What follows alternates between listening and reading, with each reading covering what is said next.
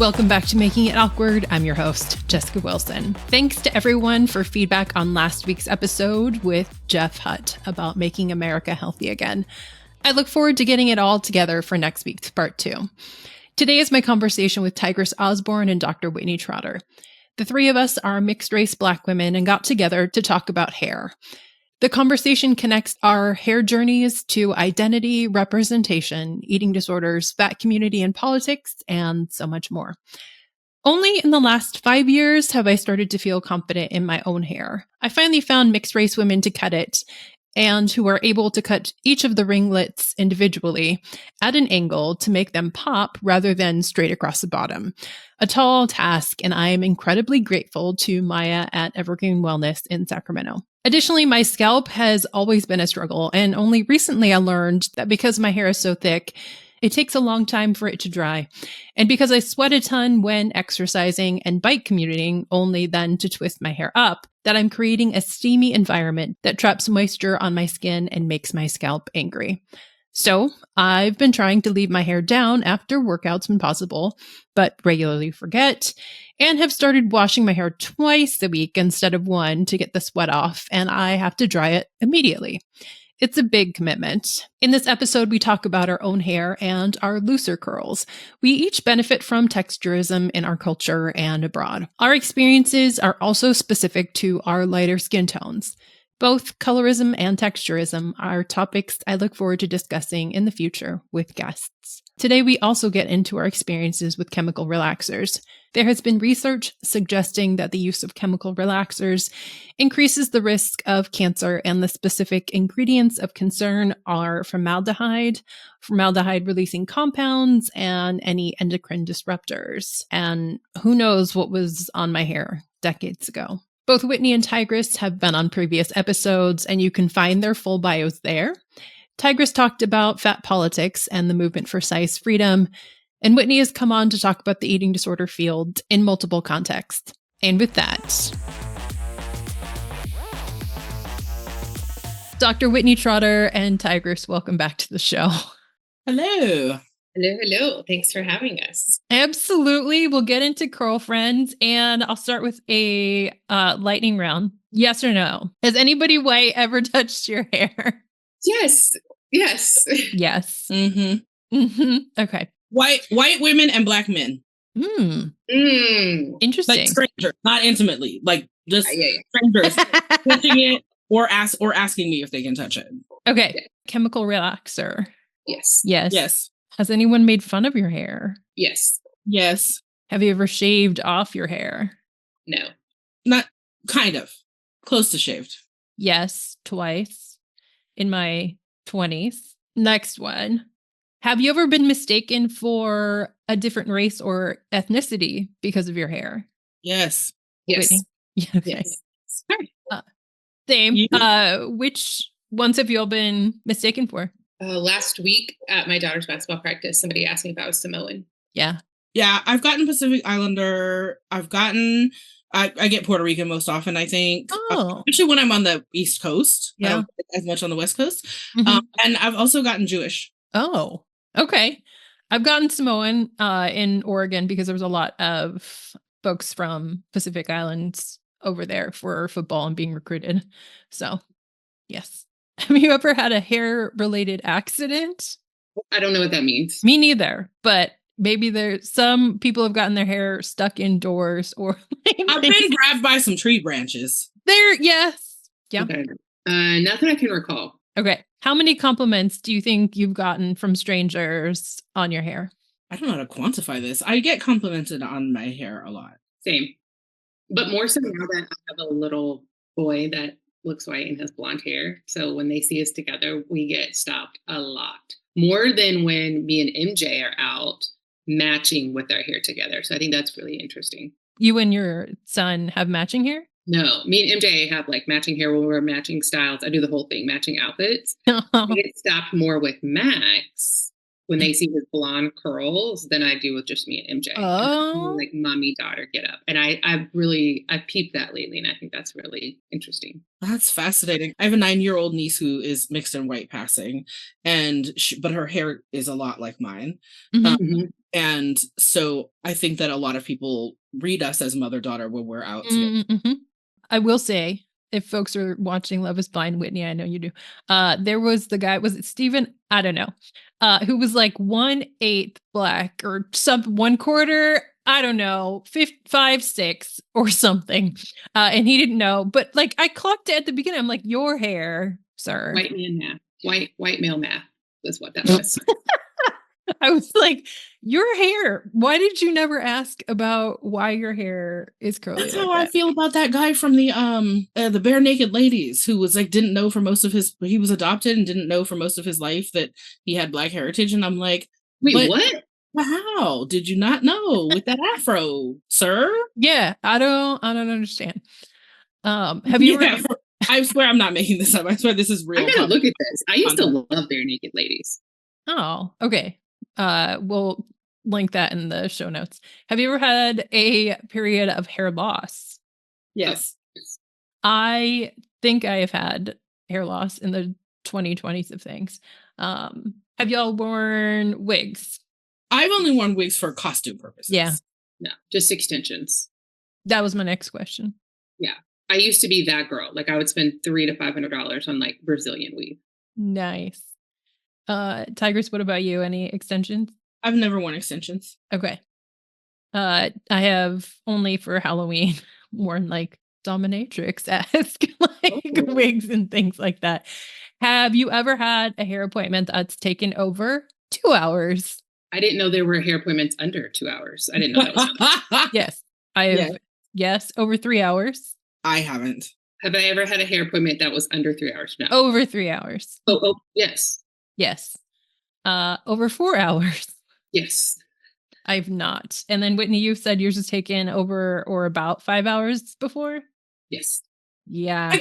I guess I've had my own hair braided and it's taken more than 3 hours. Yeah. I wouldn't think of it as a hair appointment because I've always had it done by family members, but oh, okay. Gotcha.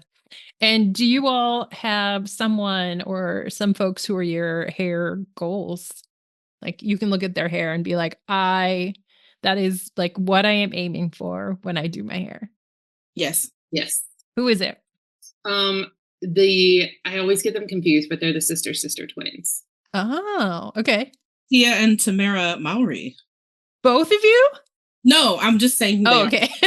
I love them, and I did find affinity in seeing them with their hair on TV, but I'm a little older than the sister generation. Sure. So I was like the older person watching them and reliving that age or whatever, but they don't seem to wear their natural curls as much in their adult public lives as they did when they were the sister twins. I've observed. Yeah, the one that I that just got divorced from Corey, when she was like doing her natural hair more, and I think that was the one that was like starring in Family Reunion. We used to like love that show on Netflix. But we had this like really amazing curly cut when I was in like my short curly phase, and I really wanted my hair like her.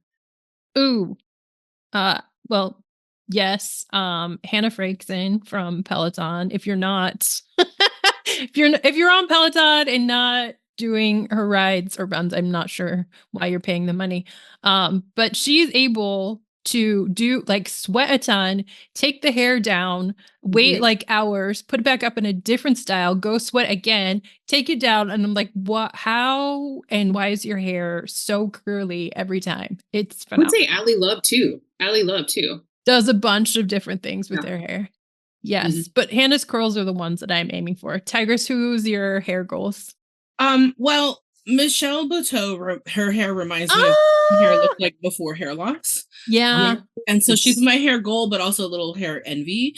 And then a lot of my hair envy is actually about Black women who have natural hairstyles that are different than my curls, right? And so like I really wanted to have beautiful dreadlocks when I was in my 20s. And it was not the best with my, like I looked more like Anne Lamott's dreadlocks than like white people's dreadlocks. And I was not okay with that. Yes. And hence the time when I cut my hair very, very short, because I to cut it to get the, and then let it regrow or whatever. But I ultimately decided like what I really wanted in my 20s was a boyfriend with dreadlocks, not dreadlocks myself. That's maybe another topic. Yeah. But yeah, a lot of my hair envy lies in other natural styles. I love that. You know who I love that I reach out to a lot is Netta. She's Afro-Palestinian. She's a dietitian, Nutrition by Netta. Okay. Yeah. Okay. I love her hair. And you reach out to her. Yeah, I'm always unboxing her. Like, what are you doing? What are you doing? Like, help me. Because she's got a toddler too. So she's like, we're in like the same season of hair loss. Ah, gotcha. All right. Can we go through a abbreviated hair journey from because I could spend this whole conversation just talking about my hair journey, but from like age 10 to age whatever you are right now, like what have you learned? What have you done? When were your relaxers? Tigress, you go first. Okay.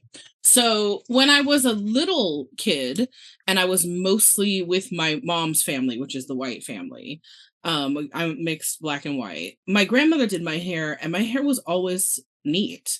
Like I know there are a lot of mixed girls, especially of my generation, who have these like nightmare stories about like the white people in their hair, never learned what to do with their hair. So they always ran around looking, like nobody cared for them. And that was not my story. I was really lucky that my grandma was pretty attentive to, to making sure that I looked like people cared about me. And then when I was a little bit older, we moved in with my stepfather, and that family is also a Black family. So I have Black biological father and Black stepfather. And so then I was in a Black neighborhood with all these, cousins and aunties and other people to also help. Sometimes that was actually a little bit of a challenge because like what my hair needs is as a mixed woman is not exactly the same as what their hair needed. And sometimes I was being forced in that direction.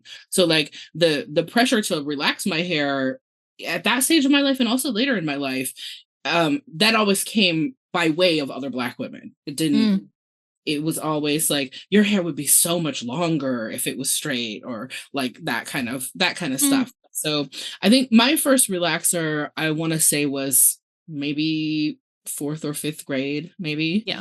I also remember we never used the term relaxer when I was growing up. People said perm, but that's relaxer. Yeah. But that was confusing because like in my white school and on the white side of my family, it was the 80s and white people were getting perms and that meant to make your hair curly. Right. I remember having to like explain that to people that like, no, that's a different kind of perm. That's those two different kind of perms. And then of course I am of a vintage where the Black folks around me were doing a lot of jerry curling in my childhood. Oh, nice. A lot of jerry curling. And, so there was always the activator and shower caps and all the things in my house because my stepfather rocked a curl. And it was the feather era. So I can remember like trying to feather my hair sometimes. It was really in 9th grade where I hit my stride of like learning how to take care of my own hair. What I learned is if I washed my hair and didn't wash and left the conditioner in like a leave-in, that I could get these ringlets. And the Jets were really popular then, the singing group, the Jets. And that was my hair kind of looked like that Samoan family when I had my hair done that way. And so it was, but that was, and then Lisa Turtle on Saved by the Bell.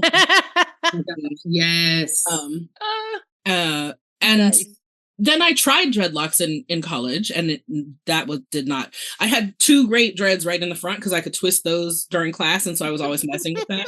And the rest of it was like a bird's nest of nonsense that I needed. I couldn't afford to like go somewhere and have a professional help me get locks started. So I was just like, and we weren't on the internet yet where you could just watch, TikTok videos of hair care people or whatever. So it was me like trying to freestyle from an article in Essence magazine or something that was just like, it didn't go well. So the only time in my adult life when I've had very, very short hair was then when I cut my bangs out. And it was and I loved my very, very short hair, but that definitely is part of the intersection of fatness of the sort of like, I didn't think I was allowed to have very short hair as a fat woman. I needed more hair to distract from my fat face. Wow.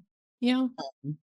But for most of my life, I've worn my hair natural. I press it from time to time.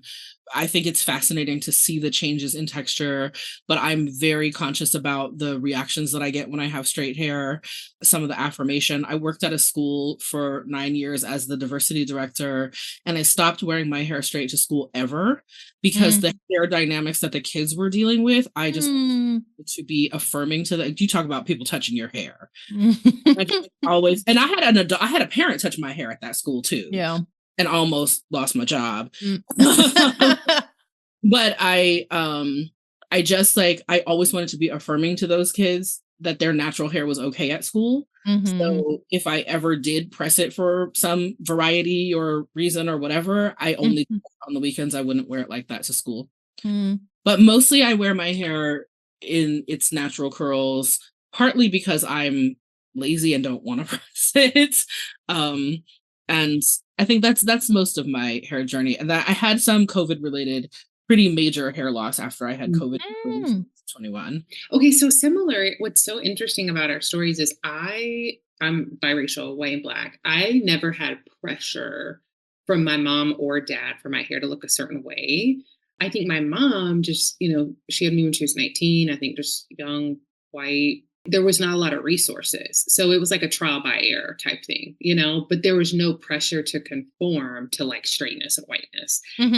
I started having that pressure when I got older and I was like more around white people, like, because I think there's like a natural tendency, like girls naturally want to look like their mom. Right. And so when your skin, your height, your body size, your hair, there's no similarities. That was like really hard for me. But yeah, both my parents were always really, really great about like exposure and just letting me and my sister kind of figure out our lives, so to speak. But when I say it was trial and error, we tried everything. Like I remember chemical burns, like I had pus like on my scalp. Like I remember she would let my aunts do my hair. And again, there is a difference. Like both my aunts are black. They wear wigs a lot, and so everybody was always trying to do my hair. And I think that's what created just a lot of the hair trauma because it was like good intention, but just bad outcomes for lack of better words. So I think that started, but then when I think kind of some of the defining moments for me where I almost had this like really hate type of relationship with my hair is when I started getting into sports and I started getting good. And so when it was obvious that I was going to be able to go to college and play basketball, I could not figure out how do I wear my hair and sweat and be on the road. And so that was really hard when I started doing yoga. I mean, you didn't see a lot of Black people with natural hair doing like hot yoga. I did my training in a hot studio and that was really hard for me. Oh, and then my husband's from Atlanta. So, I just feel like in Atlanta, you're always like on a 10 at the grocery store. Like you just have to hair and nails have to be done. It was just like, it's a lot of pressure. It's a lot of pressure. So when we first started dating, I definitely was in my like extension era. Like, I mean, I spent all my little baby dietitian money on getting my hair done, like all of it. And it was so expensive. But when I had MJ, when I found out we were having MJ, that was when I was like, you know what? I'm going to go on this hair care journey. I'm going to learn about my hair. I'm going to go to a Black curly specialist. I'm going to invest in figuring out what products to use.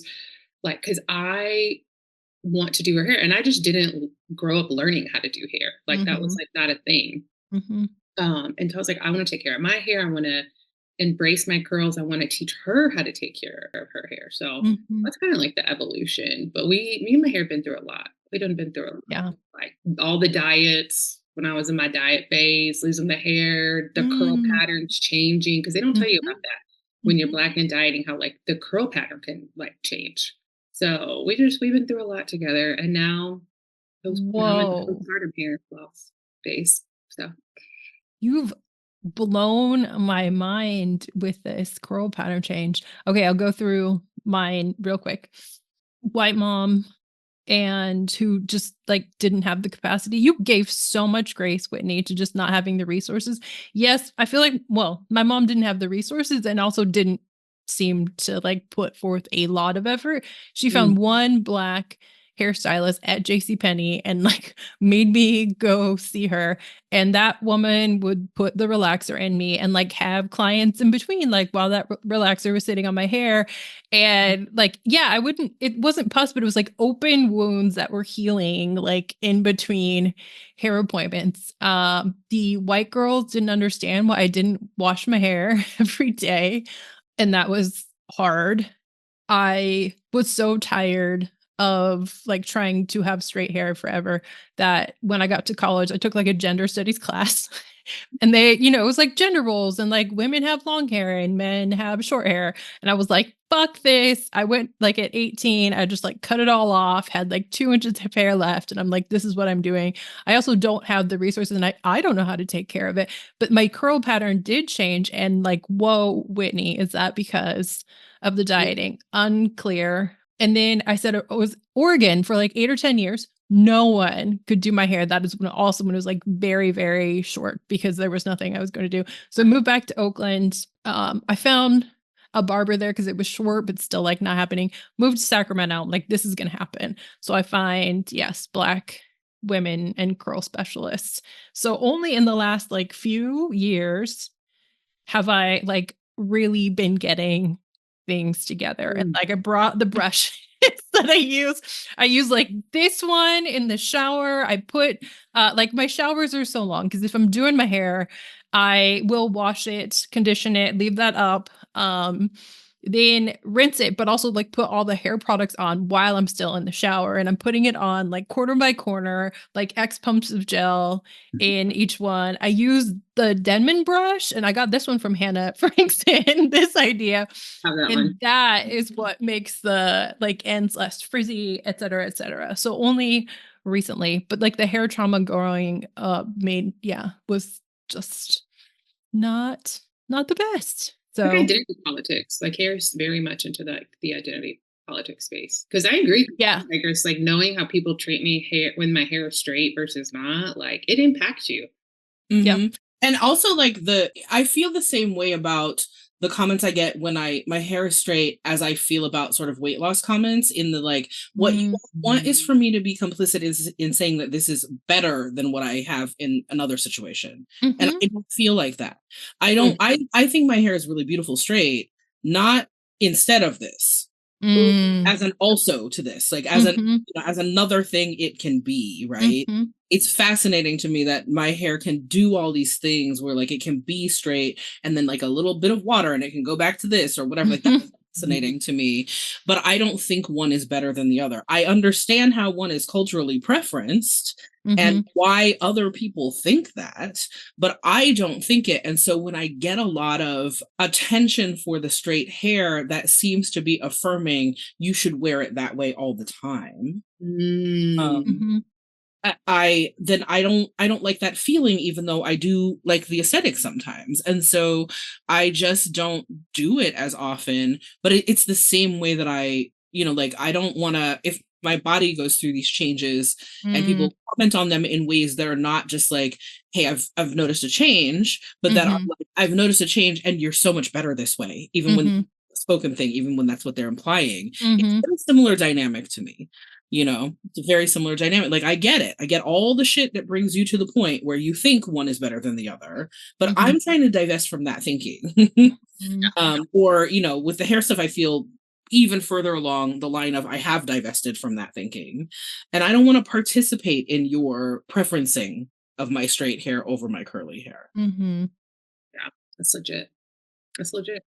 Whitney, do you want to talk about your Patreon post? Oh yeah. So so I worked on higher level of care and I just remember it. I wish I could like have a redo, but in some higher levels of care, you only get like 10 minutes in the morning, right? Like you're 10, 15 minutes. You got to wake up, do your blind wait, go to the bathroom, do your thing.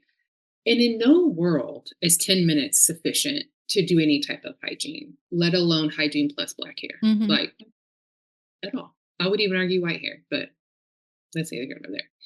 So I think about those things of like, I can't, and even like I wear a head wrap every night. And I think about just the difference. And like before I dated my husband too, like I had dated a white guy before, but I also think about that dichotomy too of like, there is freedom of like, I go to bed every night with a scarf. My daughter wears a bonnet. Like it is like no big deal. But then I think about like, when you are Black and entering an all white ED space and Mhm. you even feel comfortable going to sleep with like your hair wrap or your bonnet on, or Mm. do you have the supplies there? Because some of them have like limited, you can only take so much on the plane. I cannot fly as a Black woman and just check my bag. I know, It right? is wild to me that people are like, oh, I just check. Like I just do, I just do a carry-on. I'm like, my hair stuff won't pass through the carry-on. Like Yeah. I have to check it. See, Wild to me also that- extended size clothing. I can't just take a Oh, yeah. Like, my bra takes up half of that. I can't. Like It's my real. tummies. Like I can't. Ah, That's so real. Combo. That's so real. I feel that That's way so about my real. shoes and my hair Yes. products. Yes. So I Giant. think about that in the ED space too, of like, what are the policies that are already barriers for Black Mhm. people entering? And the hair is one of them. And I always tell people, you need to research the place before you send somebody to a higher level of care. Because what if I send somebody to Oregon? When my client goes from residential to PHP, are there going to be any hair salons that she No. can access hair? Because you know what you're going to chart? You're going to chart, she looks disheveled, Really? unkempt. You're going to chart that in your chart. You know what I'm saying? Like, I didn't know you charted that. That's terrible. yeah, people chart that. Yes. Yes. People chart Ugh. that. Because it's seen as an indication of your wellness, whether you look like you are taking care of yourself. But Mhm. if you're being deprived the tools to take care of yourself, Mhm. what's it look like to other people you are taking care of yourself? We had Exactly. this when I read your comment, Whitney, on the Patreon. The thing that it made me think of, even though I've never been in eating disorders treatment as a person, and that's not my expertise, professionally, like it is for you. But what it made me think of was my undergrad experience, where I arrived at Smith College as one of, I think, 20 Black American students, and then there were a handful of African students in my class of 600. Mhm. And we arrived there the year after there had been this major like racial incident on campus, racist incident on campus. And some of it involved these women teasing the Black girls who were doing braids in the living room of one of the houses, of like saying that it looked like they were going through chemotherapy because the hair was around, which is just like a gross thing on so many levels. Yeah. But there was all this dialogue all the time about that incident and about other things that Black women had experienced on campus related to hair, and also like related to having to like go to Springfield, which was 30 minutes away, to buy products, not even to see a Black hairdresser, just to buy stuff, products. Yep. to get, and there would be like even some of the sort of like well-meaning white girls with young women would be like, why is this hair thing such a big deal? It's just hair, just get over it. But yeah, because you can go down to CVS, you can go to the campus bookstore and buy the things that you need to take care of yourself. Exactly. You have to organize a carpool or get on a bus to another city to do this. It's time and energy that's taken away from our studies, that's taken away from us socializing with other people on our campus. It's time, we have to, resource share with the women at Mount Holyoke, or like it's just, you don't have to do any of that. So you have all this space and energy for thinking about other shit that we don't have, because if we don't do this, then you'll be looking at us in class like, why is she coming here looking like an unhoused person? Exactly. You bring all your judgments to us if we look disheveled, but then you bring all your judgments to us if we talk about the hardships of getting the things that we need to not look disheveled, right? So I just like, that's what it made me think of. So then imagining having to add, treatment on top of that, right? I can't even imagine for those clients that you were seeing in those settings. Yeah, 100%. No, I couldn't agree with you more. Like, and don't let you go to treatment in the midst of like a hair journey, right? Like in the midst of like, let's say you have braids and you're there for an unexpected amount of time. Like, who is going to help you take your hair out? Who do you have resources for that? Like I think about that with TMS, like the transmagnetic stimulation that we use sometimes in like treatment resistant depression. I was asking them like, okay, but what happens for my Black clients if they change their hairstyle? Because then you have to get remapped, right? And it's like a whole process. And it's like, why? But people don't ever take these into considerations. Like they never take us into consideration when they're doing these things. Mm-hmm. And it was like, oh, you might change your hair. I might change my hairstyle through the Mm-hmm. trajectory of my depressive episode. Yeah. You know? So I just feel like we are constantly and consistently like left out of the conversations. Mm-hmm. And it's like just another way our hair is like, it's excluded, and it's a part of us. Yeah, I just feel like my hair for me is a part of who I am. And people don't consider Black hair in a lot of places. Yeah, that reminds me of my video EEG where you have to, wash your hair. There, like no products in it, nothing, no products in it. And like you go in with the expectation that you're there for up to 7 days. And they put like a ton of glue right on your head and they go through and like with curly hair, that takes a lot of time.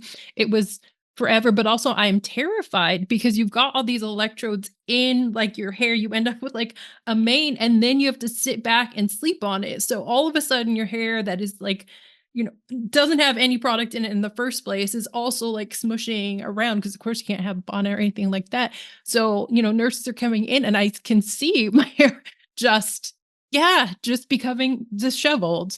And I'm like, there's nothing really to do about it. And like, these are things that I am thinking about that other people don't have to think about. So, Well, and in the situation like that is first of all, there's the tangle of like, can you get that out of your hair? Because that's a whole situation, right? Yes. Like I Yes. said, I have just tree branches on the street just grabbing me. I I know. have actually put something, the idea that you can put the same things in your hair and they will come out easily that other people can do. And then Mhm. also, has anybody looked at the effectiveness of how those nodes are reading things if your hair texture around them is different? Mhm. I mean, maybe they have, but I seriously doubt it, Mhm.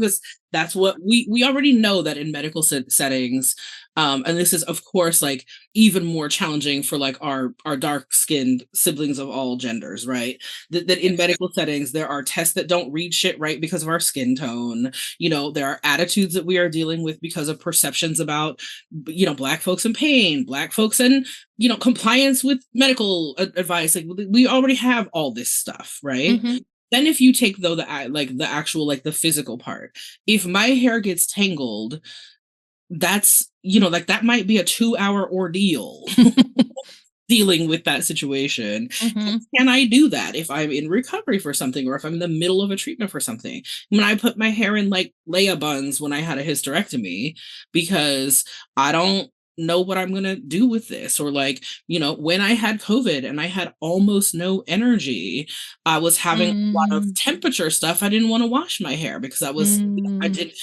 I know how long it takes my hair to dry naturally and I know how much energy it takes to dry it with a blow dryer. Mhm. And so I just didn't wash my hair for like 3 weeks because I just didn't want to deal with it. Mhm. But in that moment, I pressed my hair one time Mm. because when it's pressed, I can go 3 weeks without washing it without having a tangle, right? Yeah. I will have one giant dreadlock if I try to do that when my hair is curly. Sure. And so, like all of that, like sort of practical stuff about taking care of, not just taking care of our hair, but taking care of the rest of us when our hair has a lot of, time, energy put into it. Mhm. I just think, other folks don't realize how that's part of the picture. And it's really easy for people to be like, but it's just hair. What's the big deal? Mhm. It's not just hair in our culture, right? It's also very tied up with not just like sort of gender perceptions and stuff, but also like racial identity. It's Mhm. very tied up. There is no such thing as it's just hair for many of us. And that's something that I think other people just do not understand. Yeah. Well, and you think about too, well, one, shout out to all the Black nurses and Black healthcare providers that are even stocking the hospitals with Black hair products. Because when I was an ER nurse, we didn't have any Black hair products. And I lived in a Black city, like Mhm. that was 65% Black. And Mhm. our hospital was not stocked. So you would have kids that would come and they would be admitted and there's like no hair products for them. So Mhm. I just, I love that Black healthcare workers and particularly nurses are like seeing that and meeting the need. Mhm. Um, But also I think about too, like young Black kids who may be nonverbal or can't sit still to get their hair done, how sometimes their Yeah. parents will straighten Yeah. it just to make it easier. Yeah. Or I'll never forget this. I was in my training. This was like 10 plus years ago in the ER, and they were talking about, when you get your hair braided, you burn the ends. Yeah. It's like, that's just what you do. It's common. Well, there's a group of white nurses. I didn't know that. And one of the little girls, like, I think her whole braid had caught on fire. She had had some like burn from it. And the mom just was like, you know what, let's just go to the ER, make sure it's okay. They called DCS. Oh no. Mm-hmm.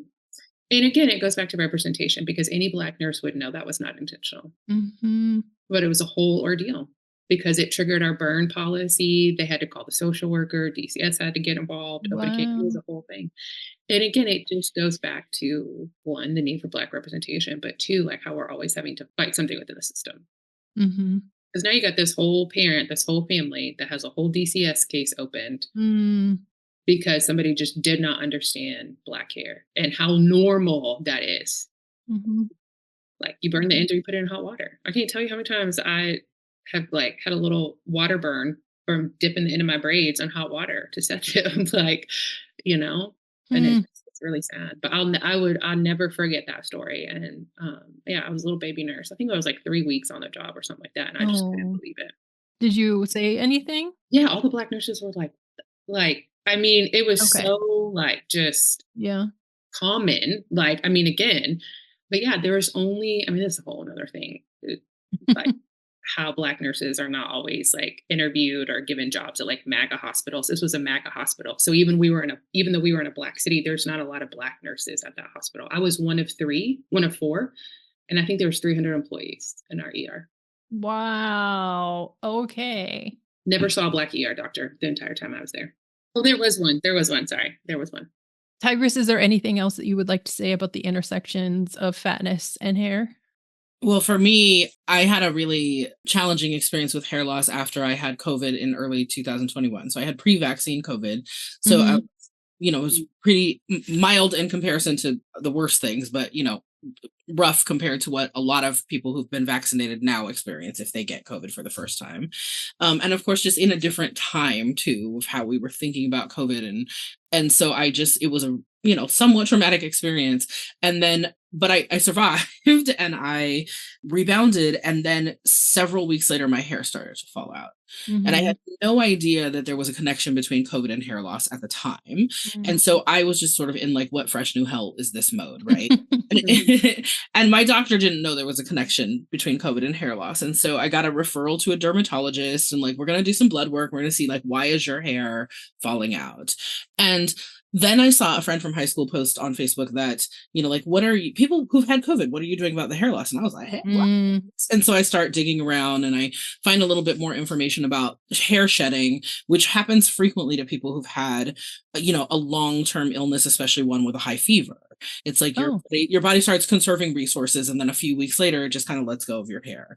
And when I went to the dermatologist, she pulled one thread from my hair and kind of she said, run your finger down this, where you feel that bump, that's where your other hair, like that's that amount of growth is like your new growth since the incident. Your hair that has come out is the hair that fell out where that bump is on this strand, right? But I lost about a third of my hair, but when it began, I thought I was going to lose it all. Wow. And that piece around like racial identity and like, well, how are people going to recognize me as Black, as a light-skinned woman, as a mixed woman? I think my features are still recognizable as Black, but I've experienced that some other people do not. Like, so that how are people going to know? And that really thinking about what that meant to me, but also these like just vanity triggers around like desirability and stuff like that.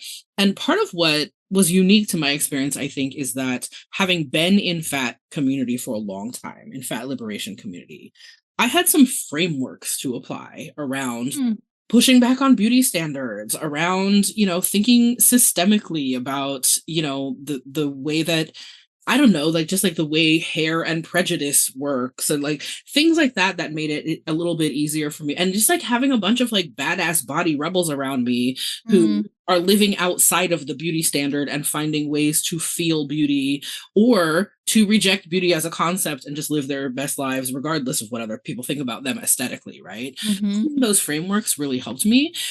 It also did, though, add a layer of sometimes like, well, am I failed at liberatory thinking because this is still bothering me so much? Mm-hmm. Like, should I be enough of a feminist, enough of a fat liberationist, enough of a liberatory thinker that I am able to say, like, it's just hair. Why do I care about this? On to the next stage, right? Why can't I treat losing my hair the same way that I'm treating watching my hair go gray as a sort of like, yeah, this is just a thing that happens to bodies sometimes. I'm into it, right? But I had a really hard time, like, finding... It also really like spoke to me about representation because I had a really hard time finding images of light-skinned Black women with bald heads. And I genuinely thought I was going to lose all of my hair. And, and I know there are women close to me who lost their hair either through breast cancer treatment or through alopecia. I know beautiful bald women, but to me, none of them look like me. None of them were as fat as me. And or they had different skin tones than me. So they were sort of like Wakanda warrior bald-headed woman. Yeah. I don't look like that, right? I don't look like that at all.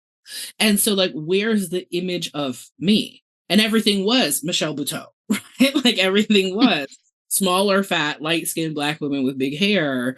And it took me so long to find one single image of a bald, light-skinned Black woman. That I could see myself in. I could see elements of myself in the others. But so it was just like all of this stuff about representation, identity, liberation, rejecting beauty standards, like all of this stuff that came up that was more complicated than I ever could have imagined it would be when it was me, when it wasn't hypothetical anymore, And but definitely like the lessons I'd learned from being in fat community helped support me through that. And you can like my hair rebounded and also I have fluffy hair. So most people never knew I was going through this because it wasn't obvious I could see all the patches and the light shining through in places where light didn't use through and things like that. Most people couldn't tell. So it felt like even more like, well, am I just being like a privileged weirdo because I still have access to the beauty standard in this way that other people don't, and I'm being a big baby about it, right? So like just so many like layers and so lessons of like treating myself with compassion. How do I hold context for privilege, but also still give myself space for what I actually feel? Like all of that stuff, but all of it was helped by the things that I've learned by being in fat lib community over the years. Thank you for sharing, both of you. And thank you for coming back to the show. In the beginning, we talked about maybe coming back in November. So everyone. I will come back every time you ask me. Yes. And Dr. Whitney. All right. Okay. Dr. Whitney, Trotter, and Tigress, thanks so much for coming back to the show. Absolutely. Thanks for having us back. Thanks so much to both of them for coming on the show. I hope we can find a time to record together again soon. I'll link to some incredibly sweet videos of Black women who get their hair chopped and to the hair routine of my curly girl inspo. I'll also link to the recent work of Whitney and Tigress, as well as their previous episodes. Until next time, friends, keep making it awkward. This has been Making It Awkward. I'm your awkward dietitian, Jessica Wilson. You can support this show and help it become more than just my special interest project by becoming a Patreon member. You can also rate and review the show. Feel free to email us at makingitawkwardpod@gmail.com. Jen Jacobs has made a big commitment to editing and mixing this show. This is a production of The Body Politic and is supported by the legacy of Sacramento Outboard Services.